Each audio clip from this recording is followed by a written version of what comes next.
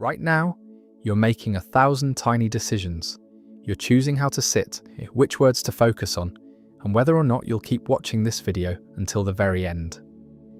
To you, it feels like you are the undisputed pilot of your own mind, a sovereign hero at the center of your own story. But what if I told you that science has spent the last 40 years quietly dismantling that hero? What if the you that feels like the author of your life is actually just a press secretary, a PR department that arrives late to the scene and invents a story to explain actions it didn't actually start? Most videos on this topic will tell you that the universe is a clock and you're just a gear. They'll tell you that your brain is a machine and free will is an illusion. But those videos are missing the most disturbing part of the data. They are missing the secret war currently being fought in the highest levels of neuroscience. A war not just over whether you have a choice, but over whether you even exist at all. We are about to enter a house of psychological dread, where every room narrows the zone of your certainty until there is nowhere left to hide. This is the disturbing truth about free will according to science. Think about the last time you felt truly in control. Maybe it was a moment of high-stakes deliberation, like choosing a career path or ending a relationship. Or maybe it was something trivial, like deciding to reach for a glass of water. In those moments, you experience what philosophers call libertarian free will, the absolute, unshakable intuition that the future is an open arena, and you are the one shaping it with your actions. You feel like a first cause. If we were to rewind the universe to the exact moment you reached for that water, you feel certain that you could have chosen to leave it on the table instead. This feeling is the bedrock of everything we value. It is the basis of our moral and legal systems. We punish the guilty because we believe they could have done otherwise, and we praise the hero because we believe they chose to sacrifice when they didn't have to. Without this sovereign agency, human relationships, merit, and even the concept of love begin to look less like a soul-to-soul connection and more like a procedural interaction between two complex machines. But here is where the siege on the self begins. While you feel like the protagonist, modern neuroscience suggests you might actually be a narrator. Imagine for a moment that your mind is a massive, multi-billion-dollar corporation. There are departments for heart rate, for hunger, for memory, and for sensory input. Thousands of hidden control loops are running 24/7, processing data and making adjustments without ever consulting the boss. In this analogy, your conscious awareness, the part of you that says, "I decided," is not the CEO sitting in the corner office making the big calls. Instead, you are the press secretary. You're the person who stands behind the podium at the end of the day to explain to the public why the company did what it did. The engines of the ship have already fired, the rudder has already turned, and only then does the press secretary receive a memo and announce, "We have decided to turn left." This is the author after the fact model, and it is the first major blow to your sense of sovereignty. It suggests that the feeling of willing an action is actually a constructed inference, a story your brain tells itself when a thought and an action happen to line up in the right narrative order. If you think, "I'm thirsty," and your hand moves toward the glass a split second later, your brain stitches those two events together and creates the illusion of authorship. You didn't cause the movement, you just witnessed it and took the credit. This isn't just a philosophical bummer, it's a threat against identity itself. If you aren't the author, then who is? If the self is just a polished summary of a vastly distributed causal process, then the sovereign hero we've spent our lives cultivating is actually just an NPC watching the universe unfold from the inside. To understand how deep this goes, we have to look at the layers of reality. We like to think that we are unified, indivisible beings, but science sees a stack of independent tiers. At the bottom, you have quarks and electrons. One layer up, you have atoms, then molecules, then cells, then 80 billion interconnected neurons. Popular science often makes a category error here, trying to explain human psychology by looking at the behavior of individual particles. They argue that because an electron has no will and blindly follows the laws of physics, you, who are made of electrons, must also have no will. But as the free will side points out, this ignores the concept of emergence. Think about a drop of water. An individual H2O molecule isn't wet. Wetness doesn't exist at the molecular level. But when you get a sextillion of those molecules together, wetness emerges as a brand new property that didn't exist before. In the same way, while your neurons don't want to watch this video, the complex you that emerges from their collective interaction does. However, the disturbing truth is that even if we accept that you emerge at a higher layer, the jurisdiction of that you is shrinking every year. This is the shrinking protagonist arc. We used to believe that the conscious mind was the master of all it surveyed. Then we discovered the subconscious. Then we discovered how hormones and gut bacteria dictate our moods. Then we discovered that our environment and social conditioning are pulling the strings of our preferences before we've even had our morning coffee. Each new discovery moves more and more of your decisions into the category of biological automation. You're left with a smaller and smaller corner of the map to call your own. The most modern, and perhaps the most haunting theory, one often debated in the deep law corners of cognitive science, is that the self is a user illusion. Think of the screen you're looking at right now. You see icons, folders, and a cursor. You don't see the binary code, the voltage gates, or the complex hardware running underneath. If you did, you wouldn't be able to use the computer. It's too much information. The interface is a necessary fiction that simplifies the complexity so you can get things done. These theories suggest that your sense of being a chooser is exactly like those icons on a desktop. It's an adaptive interface, a narratively convenient protagonist that your brain evolved to help you coordinate with other humans. You aren't the person using the interface. You are the interface. This is where the existential horror hits point-blank range. If the owner of the will is itself a stitched-together representational model, then free will fails not just because our actions are caused, but because there was never an indivisible chooser there to begin with. We are essentially machines built to believe we are not machines. We are biologically programmed to feel like heroes so that we can function in a society built on the myth of responsibility. But as we step into the next chapter, we are going to see exactly how science tried to catch the brain in the act of lying to itself.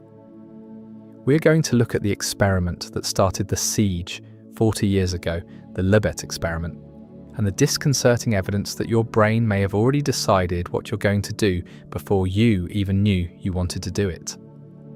We are about to look at the half-second lag that changes everything. Right now, you're making 1,000 tiny decisions. You're choosing how to sit, which words to focus on, and whether or not you will keep watching this video until the very end.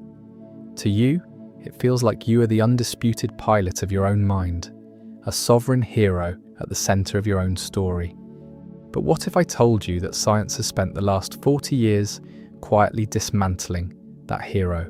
What if the you that feels like the author of your life is actually just a press secretary, a PR department that arrives late to the scene and invents a story to explain actions it didn't actually start? Most videos on this topic will tell you that the universe is a clock and you're just a gear.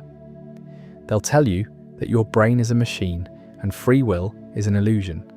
But those videos are missing the most disturbing part of the data. They are missing the secret war currently being fought in the highest levels of neuroscience. A war not just over whether you have a choice, but over whether you even exist at all. We are about to enter a house of psychological dread, where every room narrows the zone of your certainty until there is nowhere left to hide. This is the disturbing truth about free will, according to science. To understand how your agency began to vanish, we have to look back at the man who inadvertently turned the universe into a cage, Isaac Newton. Before Newton, the world felt chaotic, magical, and deeply personal. But Newton proposed a set of laws that suggested the universe isn't a playground of spirits, but a gigantic clock. This clock was wound up at the beginning of time and has been ticking ever since, according to rigid, unbreakable rules of motion. In this Newtonian world, if you know the starting position and the velocity of every object, you can calculate exactly where they will be at any point in the future. This is the doctrine of determinism, the idea that every event is the downstream result of the things that came before it. Think about a game of pool. If you hit the cue ball at a specific speed and a specific angle, the laws of physics tell you exactly how all the balls on the table will behave. Their recoil, their speed, and their final resting places are not choices made by the balls. They are inevitable consequences. Now look at your own life through that same lens. At the microscopic level, you are not a person with dreams and fears. You are a specific, dynamic pattern of particles. You are made of cells, which are made of proteins, which are made of atoms, protons, and electrons. And here is the disturbing part. These particles have no will, no motivation, and no freedom. They blindly follow the laws of physics. If the particles that make up your brain are just like the balls on a pool table, then your thoughts are simply the result of billions of atomic collisions. If we could see the break that started the game, we could see your entire life unfolding before it even happened. This isn't just a metaphor. Imagine that right after the Big Bang, a super smart supercomputer looked at every single particle in the universe and noted its properties. By applying these deterministic laws, that computer would be able to predict what every particle in existence would be doing until the end of time. It would know what you're going to eat 10 years from now, on January 1st, because that event was already fixed billions of years ago. This creates a domino chain argument that is almost impossible to escape. If we were to rewind the universe to the exact moment of the Big Bang and press play again, the particles would collide in the exact same way, leading to the exact same history, the exact same you, and the exact same decisions. This suggests that your past, present, and future were already predetermined and decided 14 billion years ago. You aren't the player at the pool table, you're just one of the balls, and you're only in the room to witness how the universe inside you unfolds in real time. This realization is what many call classical hard determinism, and it serves as the first major blow to your identity. It converts a technical physics argument into a threat against your very soul.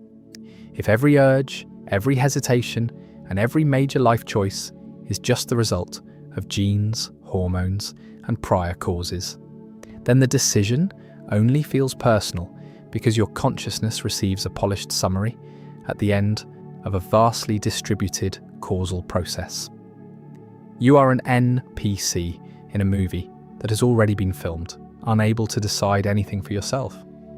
Even Albert Einstein, perhaps the greatest mind in history, was a staunch determinist. He believed that the universe was so orderly that even the most horrific acts were preordained.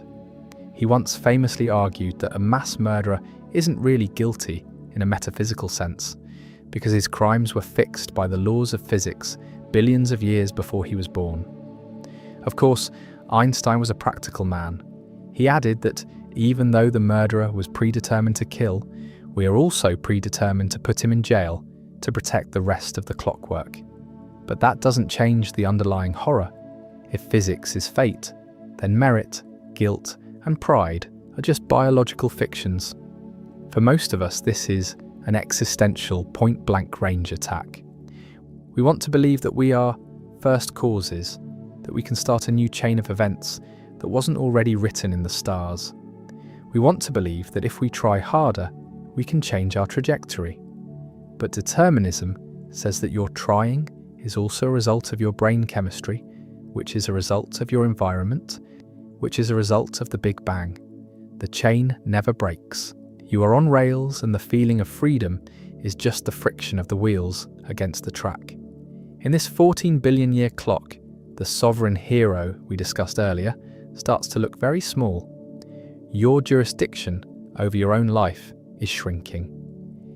Every time we find a physical cause for human behavior, whether it's a gene for risk-taking or a hormone that triggers anger, we move that behavior out of the category of free choice and into the category of biological automation. We are essentially machines built to believe we are not machines. This is the foundation of the metaphysical thriller we are living in. We are trapped in a reality where our most basic intuition, that we are in charge, is flatly contradicted by the laws of motion that govern every atom in our bodies. If the universe is a clock, there is no room for a ghost in the machine to turn the gears in a different direction. But as we are about to see, this clockwork view was only the beginning of the siege. Just as we were getting used to the idea of being predictable gears, the science took an even darker turn. It wasn't just that our choices were caused, it was that our brains were starting those choices before we even knew we wanted to make them. We are moving from the 14 billion year clock to the half-second lag, the moment where the press secretary in your head finally gets caught in a lie. Right now, you are making 1,000 tiny decisions. You're choosing how to sit, which words to focus on, and whether or not you will keep watching this video until the very end. To you, it feels like you are the undisputed pilot of your own mind, a sovereign hero at the center of your own story. But what if I told you that science has spent the last 40 years quietly dismantling that hero? What if the you that feels like the author of your life is actually just a press secretary, a PR department that arrives late to the scene and invents a story to explain actions it didn't actually start? Most videos on this topic will tell you that the universe is a clock and you're just a gear. They'll tell you that your brain is a machine and free will is an illusion. But those videos are missing the most disturbing part of the data. They are missing the secret war currently being fought in the highest levels of neuroscience. A war not just over whether you have a choice, but over whether you even exist at all. We are about to enter a house of psychological dread, where every room narrows the zone of your certainty until there is nowhere left to hide. This is the disturbing truth about free will according to science. If the 14 billion year clock of the universe felt cold and distant, the next room in our house of dread is far more intimate. It's located inside a quiet laboratory in San Francisco in the early 1980s. This is the room where the sovereign hero was first put on the operating table. A neuroscientist named Benjamin Libet wasn't trying to destroy the concept of the soul. He was simply trying to find its timestamp. He wanted to measure the precise moment a thought becomes an action. The experiment was deceptively simple, almost boring. He sat subjects in front of a specialized clock. Not one with hands, but one with a single green dot spinning rapidly around a dial. He asked them to do one thing: flick your wrist. But there was a catch. He told them to do it only when they felt a spontaneous urge or intention to move. Their only job was to note the exact position of the green dot on the clock the very instant they became aware of their decision to act. While the subjects sat there, Libet had them wired to an EEG machine, their scalps covered in electrodes that were listening to the electrical hum of the motor cortex. To the subjects, the sequence felt perfectly linear, like a story with a clear beginning, middle, and end. First, they felt the urge to move. Then they moved. In their minds, the will was the cause and the action was the effect. It is the most basic, intuitive experience of being alive. But when Libet looked at the data, the story didn't just change, it inverted. The machines saw a slow rising tide of electrical activity in the brain, something neuroscientists call the readiness potential. This is the brain's way of preparing the muscles for movement. But here is the data point that sent a shockwave through the scientific world. The readiness potential began to climb roughly 550 milliseconds before the hand actually moved.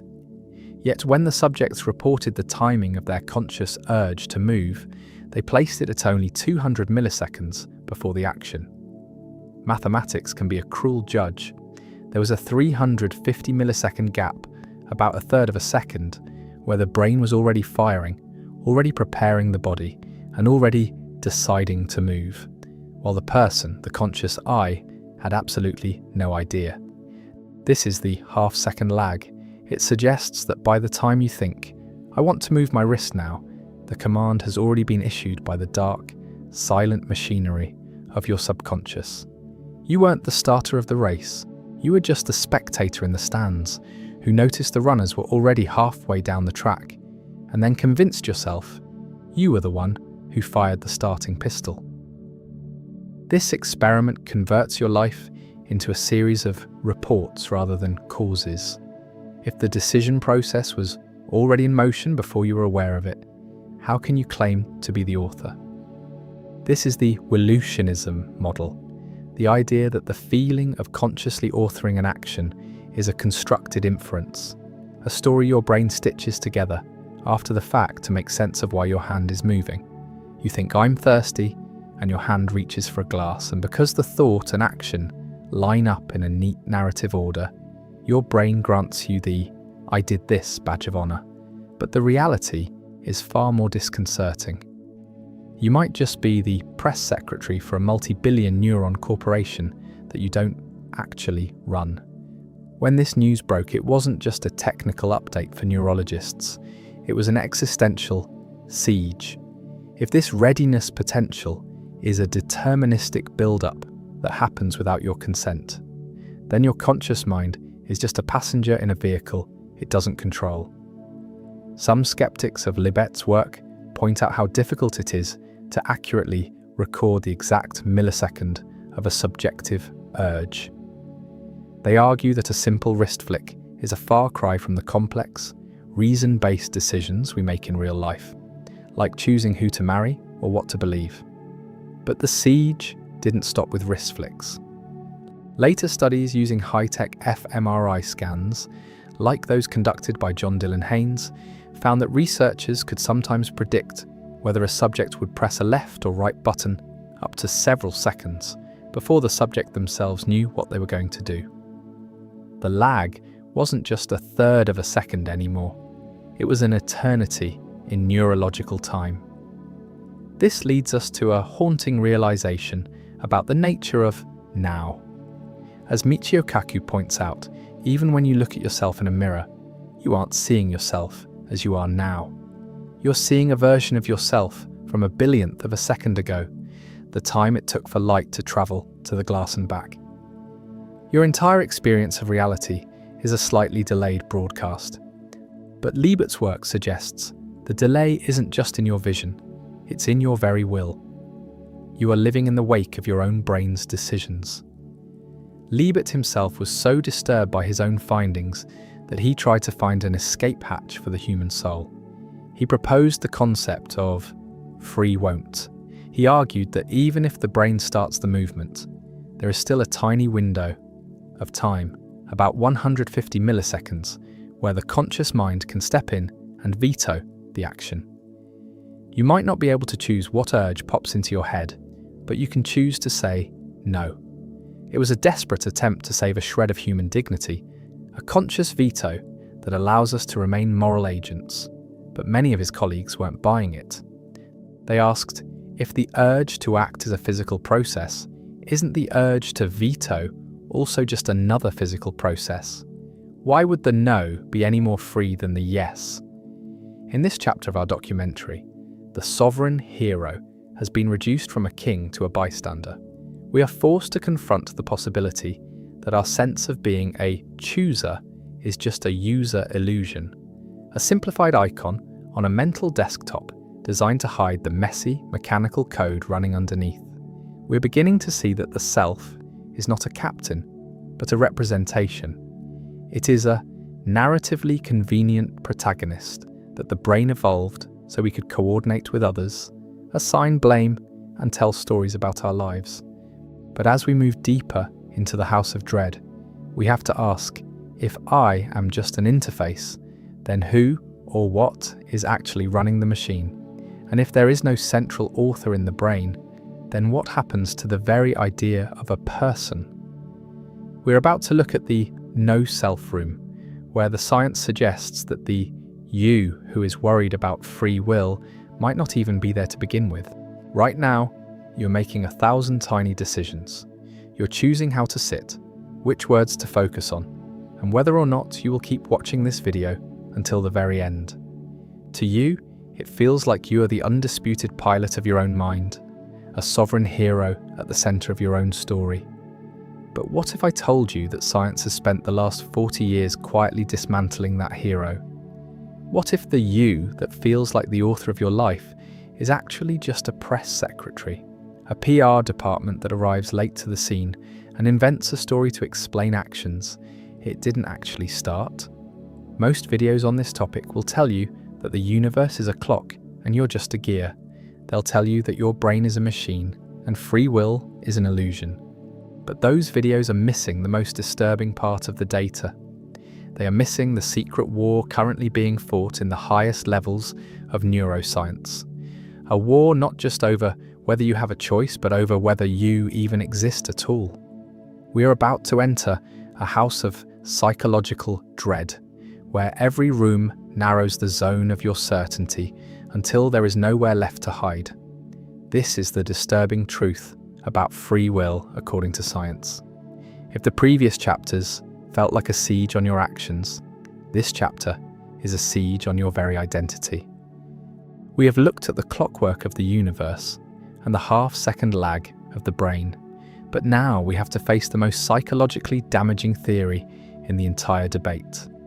The idea that your conscious mind is not the cap mind is a massive, multi-billion-dollar corporation. Deep in the basement, in the windowless rooms of the subconscious, thousands of departments are working in total silence. There is a department for heart rate, one for spatial awareness, one for linguistic processing, and another for metabolic regulation. These departments are constantly talking to each other, making adjustments, and issuing commands to your muscles without ever sending a memo to the boss. In this corporation, your conscious awareness, the part of you that says, "I decided," is not the CEO sitting in the corner office making the big calls. You are the press secretary. You are the person who stands behind the podium at the end of the day to explain to the public why the company did what it did. The engines of the ship have already fired, the rudder has already turned, and only then do you receive a slip of paper and announce to the world, "We have decided to turn left." This isn't just a clever metaphor. It is a description of a process called confabulation, and it is one of the most well-documented and terrifying phenomena in cognitive science. When the brain performs an action for a reason that the conscious mind doesn't understand, the press secretary doesn't admit ignorance. It doesn't say, "I have no idea why we just did that." Instead, it instantly and seamlessly invents a logical story to take credit for the action. We see this in split-brain patients, individuals whose two hemispheres have been disconnected. If researchers show a command to the right hemisphere, like walk, the person will stand up and start moving. When asked why they are walking, the left hemisphere, the part that handles speech but didn't see the command, doesn't say, "I don't know." It immediately makes up a lie. "I'm going to the kitchen to get a soda." The person genuinely believes this lie. They have successfully tricked themselves into believing they were the first cause of an action that was actually triggered by an outside prompt. This reveals a dark truth about the nature of your will. According to the author after the fact model, the feeling of consciously authoring an action is a constructed inference. It's a narrative trick. Your brain uses 3 specific rules to pull off this magic act: priority, consistency, and exclusivity. If you have a thought right before an action, priority, if that thought matches the action, consistency, and if there is no other obvious cause for the action, exclusivity, your brain grants you the "I did this" badge of honor. You think, "I'm thirsty," your hand moves toward the glass, and because those events happened in that order, your brain stitches them together into a story of command and control. But as the Liebet experiment showed us, the thirst and the movement might both be downstream effects of a deeper, silent neural process that you weren't invited to participate in. This converts your entire life into a series of reports rather than causes. Think about the most important decisions you've ever made: who you love, what you believe, the career you pursued. In the Wolutionist framework, these weren't choices you made in the way a king makes a decree. They were events that happened within the vast, dark machinery of your biology, which your conscious mind then claimed as its own to maintain the illusion of a unified self. This is existential horror at point-blank range. It suggests that the sovereign hero at the center of your story is actually just a spectator with a very loud voice, narrating a movie it didn't write, direct, or star in. The reason this theory is so persistent and so disturbing is that it explains why we feel so certain of our freedom, even when the evidence is stacked against us. We feel free because our press secretary is incredibly good at its job. It is a master of spin. It takes the chaotic, distributed, and often random signals of our biology and weaves them into a polished summary that makes you look like the protagonist. This is the user illusion of the self. Much like the icons on your computer screen hide the messy binary code and voltage gates running underneath, your sense of will hides the billions of neurons and chemical reactions that are actually doing the work. The icon isn't the computer, and the press secretary isn't the person. This raises a haunting question that many in the deep law corners of the internet, from Reddit to private philosophy servers, are obsessed with. If you are just a narrator, who is the real author? If the conscious self is just an interface, what or who is actually running the machine? We like to think that there is an indivisible chooser at the center of the brain, a pilot in the cockpit. But when we look into the brain, we don't find a cockpit. We find a decentralized network. There is no center. There is only a collection of systems that have evolved to work together to keep the organism alive. As we move deeper into this haunted house of the mind, the walls are starting to close in. We've seen that the universe might be a clock, that the brain has a half-second lag, and now that our very sense of agency might just be a PR stunt performed by a late-arriving narrator. The jurisdiction of the self is shrinking. We are losing our status as the masters of our own destiny and becoming something much stranger, the witnesses of our own lives. But even this narrator model assumes there is a stable I there to do the narrating. In the next chapter, we are going to look at the theory that takes this erosion to its final terminal stage. We are going to explore the possibility that the you who is listening to these words doesn't exist at all, at least not in the way you think. We are entering the no-self room, where the disturbing truth stops being about your choices and starts being about your very existence. Right now, you're making 1,000 tiny decisions. You're choosing how to sit, which words to focus on, and whether or not you will keep watching this video until the very end. To you, it feels like you are the undisputed pilot of your own mind, a sovereign hero at the center of your own story. But what if I told you that science has spent the last 40 years quietly dismantling that hero? What if the you that feels like the author of your life is actually just a press secretary, a PR department that arrives late to the scene and invents a story to explain actions it didn't actually start? Most videos on this topic will tell you that the universe is a clock and you're just a gear. They'll tell you that your brain is a machine and free will is an illusion. But those videos are missing the most disturbing part of the data. They are missing the secret war currently being fought in the highest levels of neuroscience. A war not just over whether you have a choice, but over whether you even exist at all. We are about to enter a house of psychological dread, where every room narrows the zone of your certainty until there is nowhere left to hide. This is the disturbing truth about free will, according to science. If the previous chapters have felt like a siege on your actions, this chapter is a siege on your very identity. We have moved through the clockwork universe of Newton and the half-second lag of the Libet experiment, but now we must face the most modern and perhaps the most haunting theory in the entire debate. Theory C, the predictive processing anti-authorship model. This theory doesn't just say your choices are caused, it suggests that the you who feels like a chooser is actually an adaptive interface, a user illusion designed to hide the truth of what your brain is actually doing. To understand this, we have to look at the screen you're staring at right now. When you want to open a file on your computer, you see an icon, a little yellow folder. You click it and the file opens, but in reality, there is no yellow folder inside your computer. The folder is a convenient fiction. Underneath that icon are millions of lines of binary code, voltage gates firing in sequence, and complex hardware instructions that you couldn't possibly understand in real time. If the computer forced you to interact with the raw code every time you wanted to check your email, you would be paralyzed by the complexity. The icon is a user illusion, a simplified representation that allows you to interact with a system that is far too complex for your conscious mind to handle.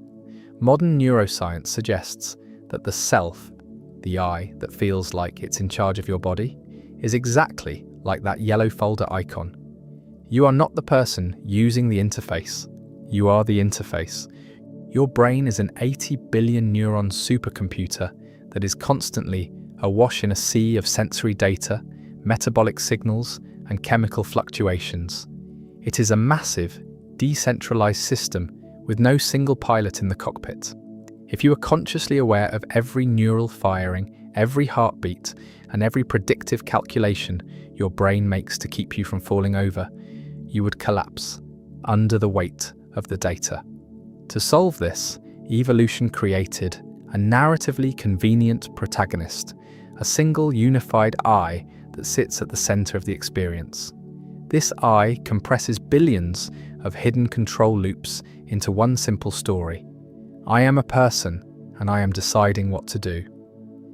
This leads us to the concept of the predictive brain. We used to think the brain was reactive, like a camera that takes in the world and then reacts to it. But we now know the brain is proactive. It is a prediction engine that is constantly simulating the world a few milliseconds into the future to minimize surprise. You aren't actually seeing the world as it is. You are seeing your brain's best guess of what the world should look like based on prior evidence. And the most important thing your brain predicts is you. It predicts a stable, continuous self that is responsible for its actions because that prediction is useful for survival. This is the interface of survival. Evolution doesn't care about truth, it cares about utility. If believing the sun revolves around the earth helped us survive, we would still believe it. The disturbing truth is that feeling like a first cause author of your life is biologically useful, even if it is scientifically false. We need the illusion of the self for social coordination. We are social animals, and our society is built on the idea of merit and responsibility. We need to be able to point at someone and say, "You did that," so we can reward or punish them. If we viewed each other as just a collection of 80 billion neurons following the laws of physics, our social scripts would collapse. The brain creates the self to make us answerable. It's a social tool. By creating the feeling of being a single, indivisible chooser, the brain allows us to interact with other interfaces in a way that is predictable and manageable. Your consciousness isn't optimized for control. It's optimized for model updating and social explanation. You aren't the captain making the turns. You are the press secretary we discussed earlier. But with a twist, you have been so thoroughly deceived by your own brain that you actually believe you are the captain. This realization is where the identity erosion reaches its peak. If the self is just a pixelated avatar on a mental desktop, then the sovereign hero isn't just late to the party. He was never really there to begin with. the personhood you cherish, your achievements, your grief, your sovereign decisions, starts to look like a procedural artifact of a biological machine. It's a stitched-together representational model. This is why this topic causes such intense dread in the corners of Reddit and philosophy forums. It doesn't just threaten your free will, it threatens the very idea that there is a you to even have it. Imagine standing in a room full of mirrors. You see 1,000 versions of yourself. You feel like the one in the center is the real you, the one doing the moving. But Theory C suggests that the real you is actually the hidden machinery of the mirrors themselves. The glass, the silvering, the light, and the architecture of the room. The person you see in the reflection, the one you think is in charge, is just an image created by the system to help the system navigate the world. For many, this is where the science becomes gold for a documentary, but a nightmare for the soul. We are trapped in a reality where the more we look for ourselves, the less we find. We find neurons, we find chemical gradients, we find predictive algorithms, but the chooser is nowhere to be found. The jurisdiction of your conscious mind has shrunk until it is nothing more than a thin, representational film over a vast and silent ocean of biological automation. As we move forward, we have to ask, if I am just an interface and the universe is just a clock, is there any way out? Is there any wild card in the physics that could save the hero from becoming a ghost? In the next chapter, we're going to look at the one place where the clockwork of the universe supposedly breaks, the chaotic, flickering world of quantum mechanics. We're going to find out if God playing dice actually gives you back your freedom, or if it just replaces the clock with a casino. We are heading toward the quantum escape hatch, but be warned, the exit might be just as disturbing as the room we're leaving behind. Right now, you're making 1,000 tiny decisions. You're choosing how to sit, which words to focus on, and whether or not you'll keep watching this video until the very end. To you, it feels like you are the undisputed pilot of your own mind, a sovereign hero at the center of your own story. But what if I told you that science has spent the last 40 years quietly dismantling that hero? What if the you that feels like the author of your life is actually just a press secretary, a PR department that arrives late to the scene and invents a story to explain actions it didn't actually start? Most videos on this topic will tell you that the universe is a clock and you're just a gear. They'll tell you that your brain is a machine and free will is an illusion. But those videos are missing the most disturbing part of the data. They are missing the secret war currently being fought in the highest levels of neuroscience. A war not just over whether you have a choice, but over whether you even exist at all.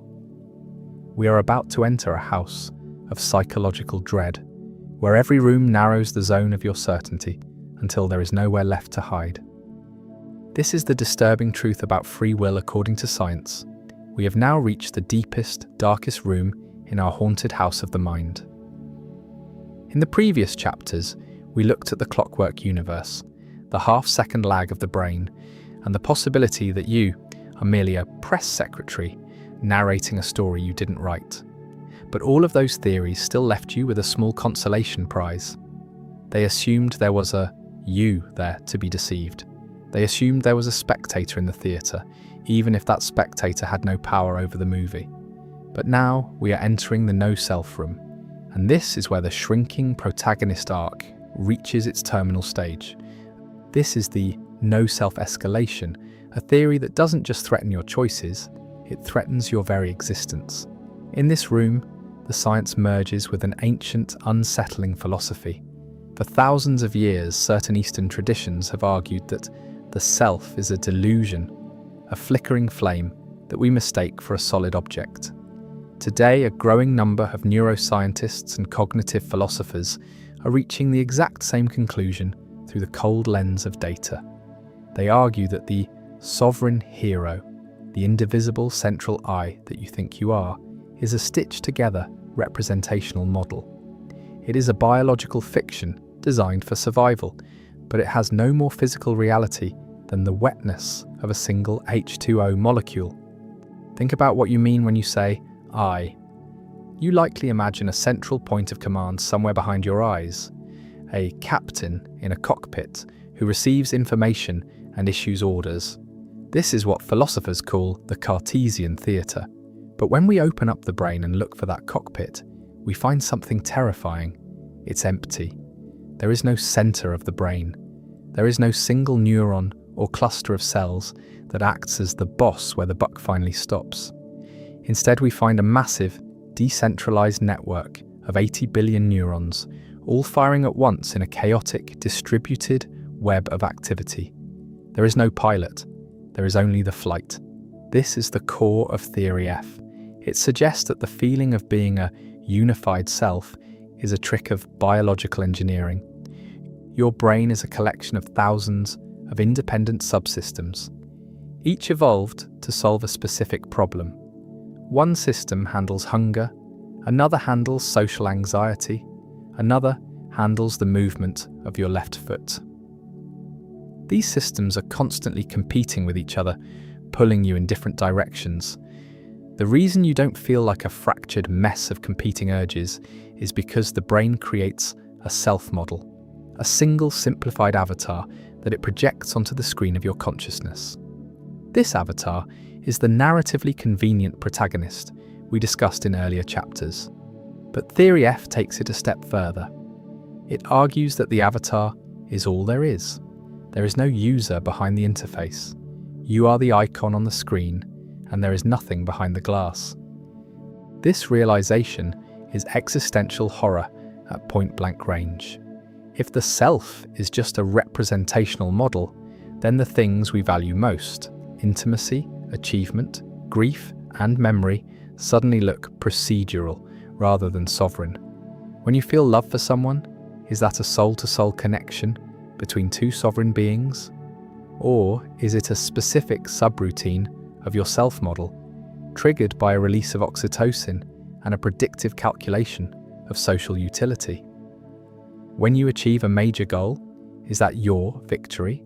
Or is it just the end result of a complex biological process that was preordained by your genes and your environment?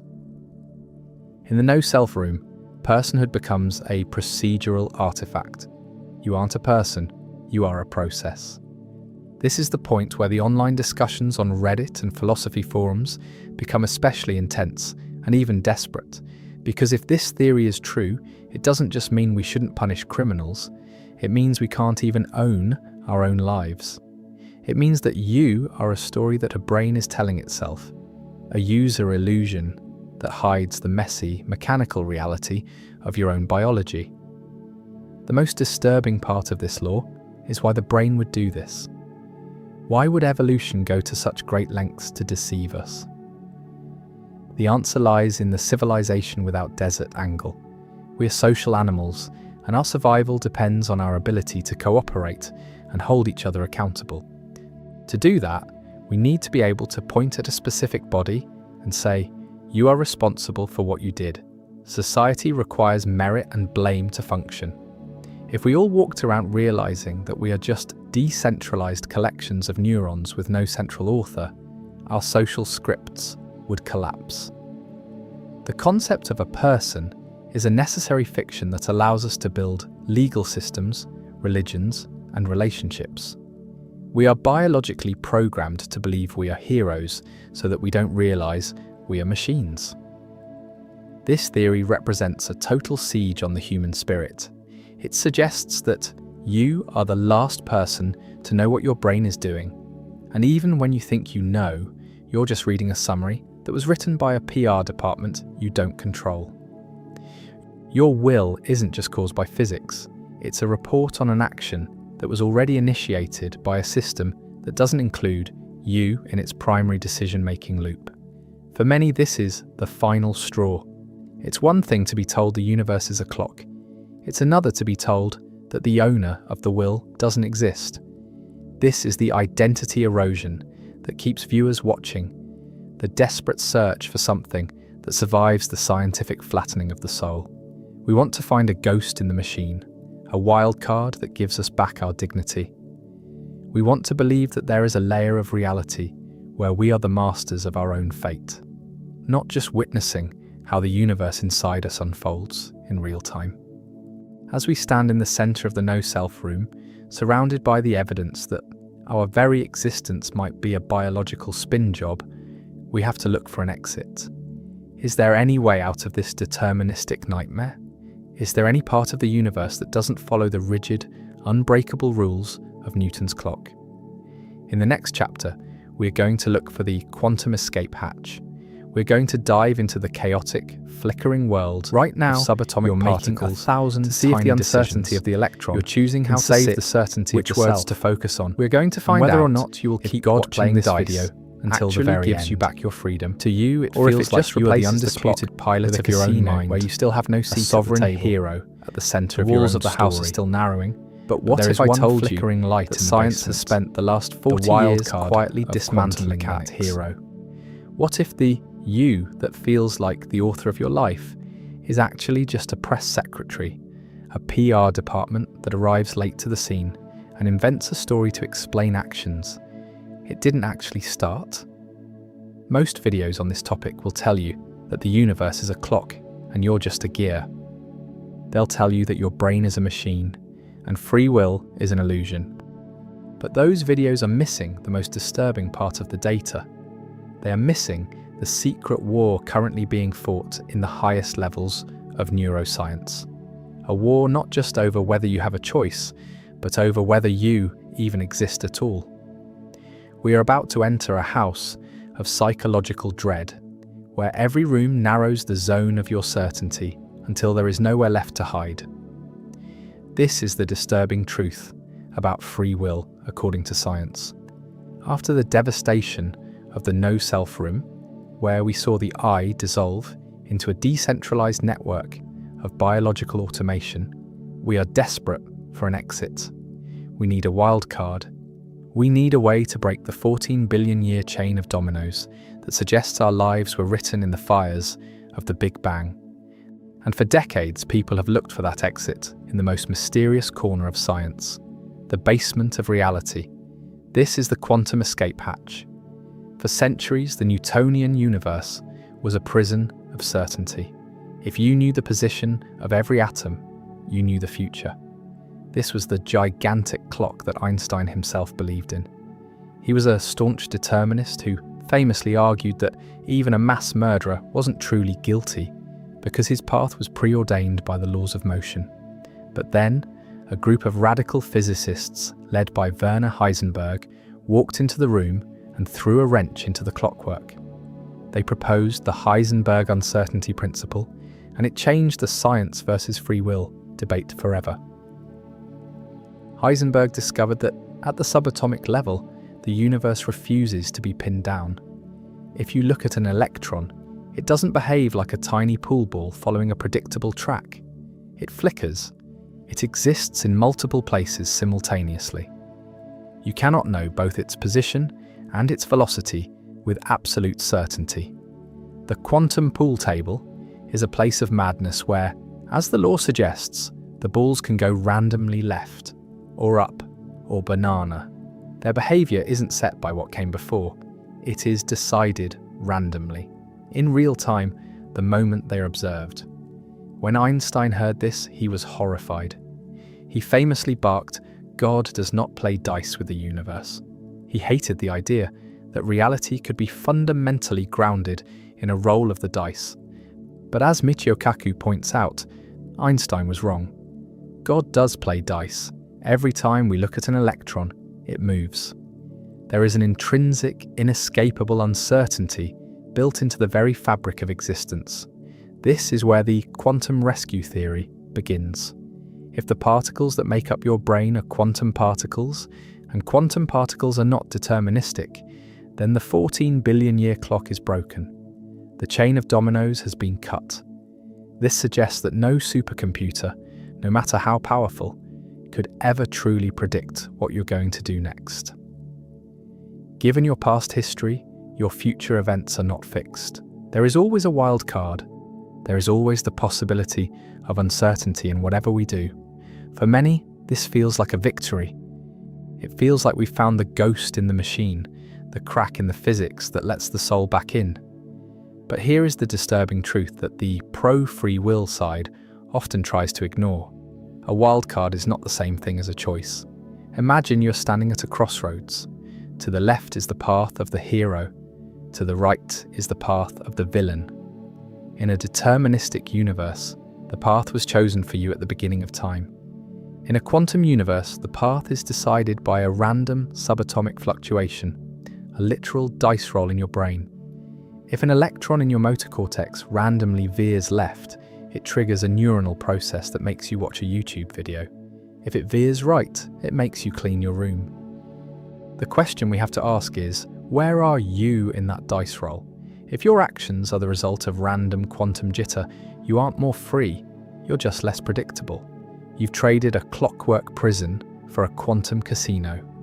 In the clockwork prison, you were a gear. In the quantum casino, you are just the table where the dice are thrown. In neither scenario are you the sovereign hero who is actually making the decision. Randomness is not authorship. Being unpredictable is not the same as being in control. This is the reductive defeatism that haunts the deep law discussions on Reddit and in creator interviews. Critics of the quantum escape hatch argue that it's just a category error, an attempt to use subatomic noise to explain high-level human psychology. They argue that even if there is randomness at the bottom, by the time we get to the layer of neurons and brain systems, that randomness has mostly averaged out into the same deterministic patterns we've been discussing all along. Yet the theory persists because it preserves the drama. It prevents science from fully flattening the human experience into a machine. It keeps the door slightly ajar. Serious neuroscientists like Kevin Mitchell argue that this indeterminacy and chaos actually leave causal room for agents to exist. They suggest that because the universe isn't a rigid clock, there is space for top-down causal power, the idea that the whole, you, can actually influence the parts, your neurons. But as we stand in this quantum escape hatch, we realize the exit is a mirage. We were looking for a way to be the first cause of our actions, but all we found was a wildcard we don't control. We are still witnessing how the universe inside us unfolds. We've just discovered that the universe is a lot weirder than we thought. Even Michio Kaku admits that when he looks in the mirror, he's not seeing himself now, but a version of himself from a billionth of a second ago. We are always chasing our own existence, always arriving late to our own lives. This leads us to a crossroads in our documentary. We have seen the evidence that we are machines, and we have seen the evidence that we are random dice rolls. Neither of these feels like the freedom we were promised. But what if we've been looking at the evidence all wrong? What if the kill shot against free will, the Libet experiment, and its readiness potential wasn't actually a kill shot at all? What if the most famous scientific proof against the soul was actually a massive misinterpretation of neural noise? In the next chapter, we are going to look at the anti-doom counterstrike. We are going to explore the accumulator reinterpretation, the modern theory that suggests neural data hasn't caught consciousness, arriving late to its own coup after all. We are going to find out if the half-second lag was a lie, and if there is a way to be the author of your own story without needing magic or quantum dice. We are heading toward the great rebuttal, but the truth we find there might be the most unsettling one yet. Now, acting as an elite YouTube scriptwriter, write the script. Begin with a 30 seconds to 1 minute, curiosity-driven hook that immediately pulls the viewer in and makes them engaged. After the hook, write Chapter 9. Only synthesize the deep lore provided in the uploaded documents and strictly use the narrative frameworks we outlined to answer the new mysteries. In every chapter, keep the same high retention structure of the successful transcripts, but provide little new information that the original videos missed.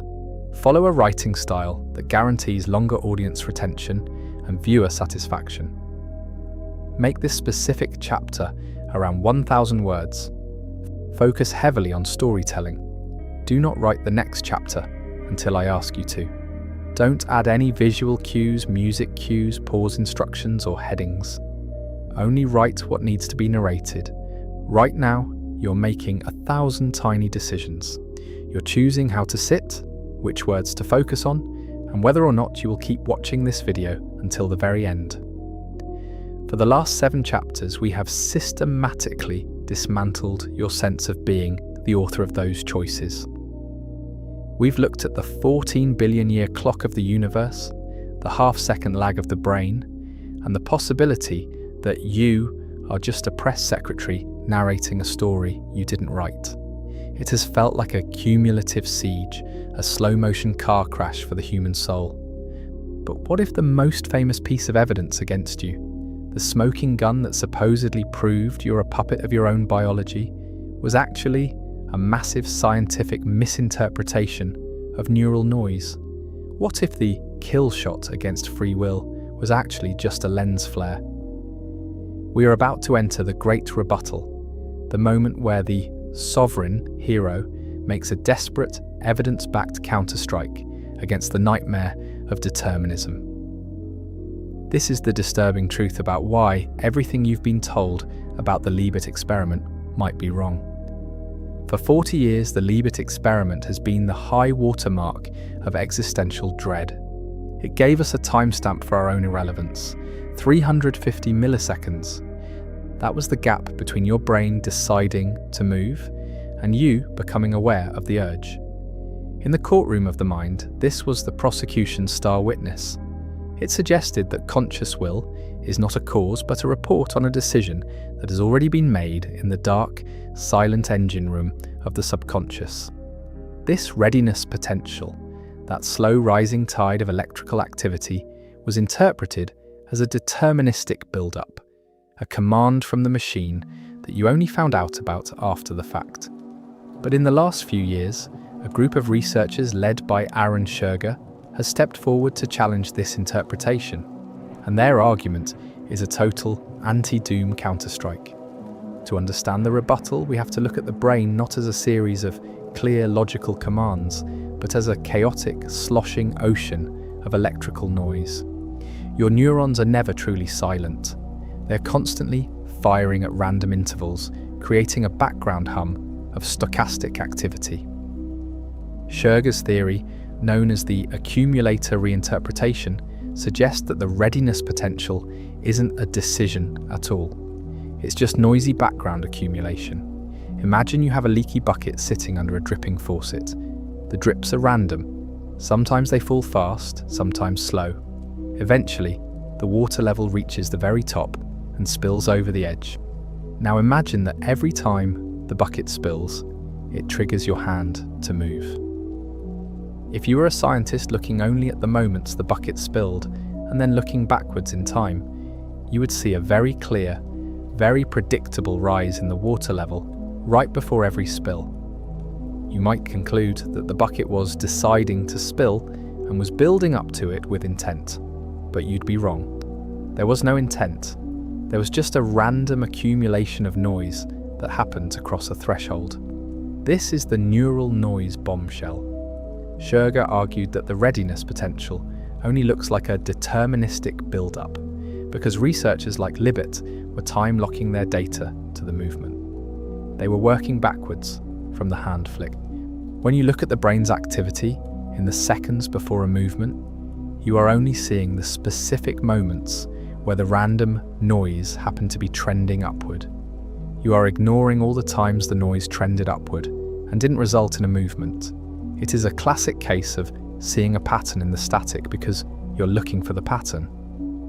When Scherger and his colleagues ran computer simulations of this noisy accumulation model, they found that it produced a wave of activity that looked identical to Libet's readiness potential. The half-second lag wasn't a command from a hidden master. It was just the brain sloshing around until it hit a threshold. This means that the scientific kill shot against free will may have caught consciousness arriving late to its own coup, but only because the coup was actually just a random electrical fluctuate. This revelation shatters the most cinematic anti-free will takeaway of the last century. It doesn't necessarily prove that you have magical, ghostly free will, but it undercuts the claim that neural data has already disproved your agency. It suggests that the jurisdiction of the conscious mind might not be as small as we feared. If the readiness potential isn't a predetermined command, then the window of opportunity for your conscious mind to take part in the decision-making process is suddenly wide open again. This is where the double reversal happens. For most of this documentary, we've been narrowing the zone of your certainty. We've been telling you that you are a narrator, a press secretary, a user illusion. But Theory D, the accumulator model, reveals that the interpretation of the science is unstable. The disturbing truth isn't that you're a puppet, it's that the people who told you that you were a puppet were overstating their case. The inference from an early neural signal to a disproved soul is far weaker than the headline suggested. This creates what serious neuroscientists call causal room. It suggests that in complex biological systems, there is space for top-down causal power. While a single neuron can't choose to fire, the you that emerges at the higher layer of reality can influence the probability of what happens next. You are not just witnessing how the universe inside you unfolds. You are a physical cause of whatever happens in your brain. You have a say about this layer of reality because you are part of the decision process. However, even this rebuttal leaves us with an unsettling ambiguity. If our actions are the result of noisy accumulation crossing a threshold, are we really choosing anything? Or are we just waiting for the bucket to spill? The sovereign hero might have escaped the clockwork prison of Newton, but he's still standing in a room full of noise, trying to find his own voice in the static. We are moving away from the reductive defeatism that says we are just gears, but we aren't quite back to the ghostly freedom we started with. The great rebuttal tells us that the naive version of the self is difficult to defend, but the puppet version of the self is equally hard to prove. We are trapped in the gap between how authored our lives feel and how distributed their causes appear to be. The siege on the self has failed to take the castle, but the castle is still surrounded. As we move out of the lab and into the architecture of society, we have to ask, if the science can't even agree on what a decision is, how can we possibly build a civilization based on the idea of responsibility? We are about to look at the trial of merit, where the lack of a kill shot in the lab becomes a crisis in the courtroom. We are heading toward the civilizational stakes of a world that can't decide if you're a person or a process. Right now, you are making 1,000 tiny decisions. You are choosing how to sit, which words to focus on, and whether or not you will keep watching this video until the very end. For the last 8 chapters, we have systematically dismantled your sense of being the author of those choices, looking at the 14 billion year clock of the universe and the possibility that you are just a press secretary narrating a story you didn't write. It has felt like a cumulative siege, a slow-motion car crash for the human soul. But even if the lab results are still being debated, the most disturbing part of this story isn't happening under a microscope. It's happening in our courtrooms, our schools, and our very sense of love and merit. We're about to enter the trial of merit, where the scientific kill shot against the soul becomes a crisis for our entire civilization. If we are just machines, then every social script we've ever lived by is a lie. This is the final escalation, the moment where the truth doesn't just threaten your identity, it threatens the world we built. We have spent this journey inside the haunted house of the mind, watching the jurisdiction of the self shrink as the clockwork of physics and the noise of the brain moved in. But now we must step outside the lab and into the architecture of society, because the disturbing truth about free will has a second, much darker shadow. the civilizational horror. For our entire history, human civilization has been built on a single, unwavering foundation: the idea that people are responsible for what they do. This is the heroic self we discussed at the start. The belief that you are a sovereign agent who could have done otherwise. Our moral and legal systems are not just sets of rules. They are metaphysical claims about your soul. We punish the murderer because we believe he chose evil, and we praise the hero because we believe she chose sacrifice. But if the no free will camp is right, then we are living in a world of ghosts, where the concepts of guilt and merit are nothing more than biological fictions. Imagine a courtroom where a man is on trial for a horrific crime. In our current world, the jury looks at him and sees a first cause, a person who decided to pull the trigger. But a scientist like Robert Sapolsky or a determinist like Albert Einstein looks at that same man and sees a 14 billion year chain of dominoes. They see a specific, dynamic pattern of particles that was set in motion at the Big Bang. They see a brain that was shaped by genes he didn't choose, a childhood he didn't design, and a readiness potential that fired before he was even aware of his own intent. To them, blaming this man for his crime makes as much sense as blaming a broken clock for showing the wrong time.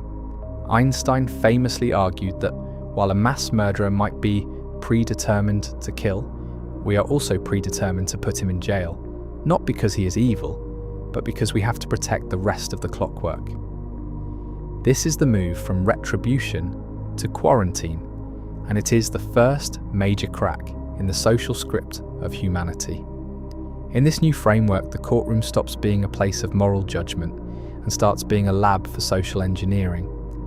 If nobody could have done otherwise, then justice is no longer about balancing a moral scale, it's about fixing a mechanical error. This is what the deep law refers to as the civilization without desert angle. Desert is the philosophical term for what you deserve. If you have no free will, you deserve nothing. You don't deserve the prison cell, but you also don't deserve the Nobel Prize. Think about the valedictorian at a graduation ceremony. We cheer for them because we think they worked hard and made the right choices. But if their success is just the result of a lucky collection of particles and a supportive environment, then their pride is just as unearned as the murderer's guilt. This is where the existential dread moves from private anxiety to public stakes. If we lose the concept of merit, the very idea of achievement starts to look like a procedural artifact. This erosion of the self-model extends into our most intimate spaces. Consider the concept of love. We want to believe that when someone loves us, they are choosing us out of a world of possibilities. We want to believe that love is a sovereign gift from one soul to another. But if free will is an illusion, then love is just a hidden control loop, a specific set of chemical reactions and predictive processing updates designed to ensure the survival of the organism. You didn't choose your partner, and they didn't choose you. You were two machines whose user illusions happened to sync up in a way that minimized social surprise.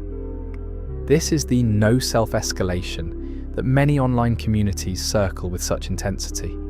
It suggests that intimacy and grief are just biological spin jobs, stories we tell ourselves to hide the fact that our relationships are procedural. The real horror is that as we strip away the ghostly freedom of the self, morality collapses into engineering. If we can't blame people for being bad, we instead have to debug them. We move from a world of people to a world of processes. This is why the debate over the Libet experiment and the accumulator reinterpretation is so radioactive. If the readiness potential really was a kill shot against the soul, then we are forced to accept this mechanical future. But if there is causal room for the agent, if the you that emerges at the higher layer of reality can actually influence the brain, then the sovereign hero survives. The stakes of this scientific argument are nothing less than the meaning of personhood. Some thinkers, like the compatibilists, try to save the hero by redefining the problem. They argue that free will worth caring about isn't about escaping the laws of physics. It's just the ability of a complex machine to simulate futures and act on its own values. They say that as long as it feels like you're making decisions, that is good enough for practical purposes. But as the skeptics on Reddit and in philosophy forums point out, this feels like a redefining the problem away. It's like being told you're a prisoner in a cell, but that you are free because you can choose which corner of the cell to sit in. For many, this free will light is not enough to sustain the social scripts of merit and responsibility that we've built our lives upon. We are left with a world that is answerable to evidence it cannot easily survive. We are trapped between a scientific truth that says we are machines and a social reality that requires us to be heroes. We are biologically programmed to feel like authors so that we don't realize we are narrators. We have built a civilization on the user illusion of the self because the truth of our own mechanics is too destabilizing to live with. We are essentially acting out a play that we didn't write, using a script that we pretend to be inventing as we go. This leads us to the final room in our house of dread. We have seen how the science tried to dismantle the soul, and we have seen how that dismantling threatens to pull down the pillars of society. But there is one last twist in the data, one final ambiguity that refuses to be flattened. While the childish version of a ghostly free will may be dead, the newest research suggests that the you who is taking part in this decision process might be more real than the reductionists ever imagined. In our final chapter, we're going to look at the earned ambiguity. We're going to find out if you are a gear, a dice roll, or something entirely new, a physical cause that is shaped by its decisions even as it makes them.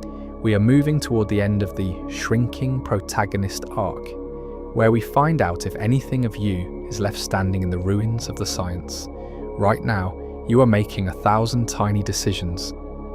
You're choosing how to sit, which words to focus on, and whether or not you will keep watching this video until the very end.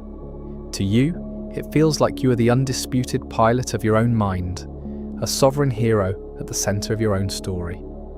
But what if I told you that science has spent the last 40 years quietly dismantling that hero? What if the you that feels like the author of your life is actually just a press secretary, a PR department that arrives late to the scene and invents a story to explain actions it didn't actually start?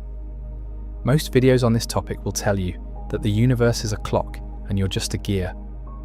They'll tell you that your brain is a machine and free will is an illusion. But those videos are missing the most disturbing part of the data. They are missing the secret war currently being fought in the highest levels of neuroscience. A war not just over whether you have a choice, but over whether you even exist at all. We are about to enter a house of psychological dread, where every room narrows the zone of your certainty until there is nowhere left to hide. This is the disturbing truth about free will according to science. We have reached the final room in our house of dread, and the air is different here. For 9 chapters, we have watched the jurisdiction of the self shrink under a cumulative siege. We have seen the 14 billion year clock of Newtonian determinism, the half-second lag of the Libet experiment, and the existential horror of the no-self room. It has felt like a slow-motion car crash for the human soul, a shrinking protagonist arc that has reduced you from a sovereign king to a late-arriving narrator. But now, we have to face the final, earned ambiguity, the possibility that the kill shot against the soul was a premature celebration. The disturbing truth isn't just that you're a machine, it's that the science has made the self answerable to evidence it cannot easily survive, yet cannot fully escape. The most sophisticated version of the anti-free will argument suggests that you are a user illusion, a pixelated icon on a mental desktop designed to hide the messy binary code of your neurons. In this view, your consciousness is a press secretary for a corporation you don't run. But here is where the double reversal begins. If we look closer at the architecture of the universe, we find that reality is not a single, flat line of dominoes. It is a stack of independent, emergent layers. And in the gaps between those layers, the sovereign hero finds a way to stand back up. Think about the concept of wetness. A single H2O molecule is not wet, it is just a tiny V-shaped arrangement of atoms. But when you get a sextillion of them together, wetness emerges as an entirely new trait that simply does not exist at the lower level.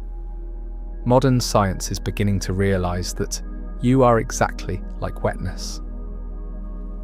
While your individual particles blindly follow the laws of physics and have no motivation or freedom, the complex interconnected web of 80 billion neurons that makes up your brain creates something much more than the sum of its parts. At this higher level of complexity, the rules of what is possible actually change. This is the anti-reductive counterstrike. It suggests that trying to explain your life by looking at quarks is a category error, like trying to explain the plot of a movie by analysing the pixels on the screen. You can't explain human psychology with quantum mechanics because the layers of reality are largely independent of each other. To understand how your organs work, you don't need to know about quarks. To understand your choices, you don't need to know about the Big Bang. On your specific layer of reality, the layer where feelings, dreams, and characters emerge, you are not just a witness to the universe unfolding. You are a physical cause of whatever happens next. This leads us to the earned ambiguity. We have seen the data suggesting the brain decides before we do, but we have also seen that this data is being fiercely contested by researchers who argue it's just noisy background accumulation rather than a predetermined command. We have seen the quantum escape hatch that suggests the universe is a casino rather than a clock, giving us a wild card of uncertainty in everything we do. But the real disturbance is that even if we aren't ghosts in a machine, we are also not just gears. We are living in the user illusion, but as the compatibilist camp argues, a user illusion that works is good enough for practical purposes. If you feel like you're making decisions and your brain is capable of simulating futures, responding to reasons, and acting on its own values, then free will doesn't need to be magic to be real. It is the capacity of a complex biological organism to deliberate and inhibit impulses. You are shaped by your decisions, and your decisions are shaped by you. You have a say in this layer of reality, but don't let that comfort you too much. The sovereign hero who survived the siege is not the same one who walked into the house. The hero is now an earned ambiguity, a self that knows it is less central, less transparent, and more biologically automated than it ever imagined. When you look in the mirror, you are seeing a version of yourself from a billionth of a second ago, forever chasing your own existence. You are an interface that evolution built so you could coordinate with other interfaces in a society built on the myth of responsibility. The disturbing truth is that we are essentially acting out a play that we didn't write, using a script that we pretend to be inventing as we go. We are required to believe in our own agency, even as the evidence makes that agency look like a polished summary of a vastly distributed process. We are caught in the gap between how authored our lives feel and how distributed their causes truly are. So as you decide what to do next, whether to get some work done or what, feeling free might be the only freedom we ever needed. You are not an NPC. You are the main character in a story that is answerable to evidence it cannot survive yet cannot escape. Now you can decide what to do next, probably.